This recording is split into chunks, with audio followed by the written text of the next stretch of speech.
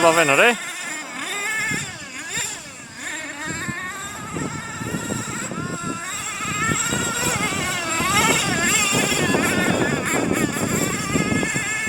Τριαροδάκια!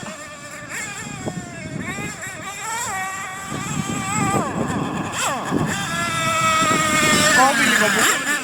Γιατί? Έχει λίγο πιο πολύ κάψιμο. Μπορεί και που είναι το κάψιμο αυτό.